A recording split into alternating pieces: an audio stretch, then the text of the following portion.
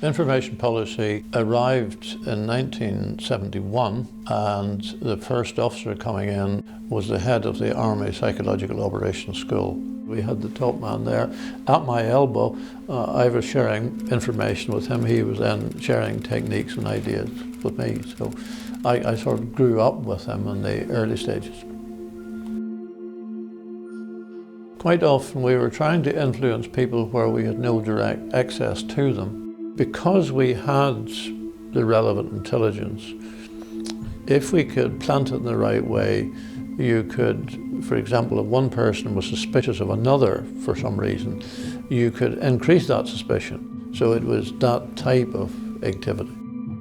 At the other end of the scale, there may be a technical intervention where, again, one would try to get, for example, a weapon to misfire or to explode or something of that nature.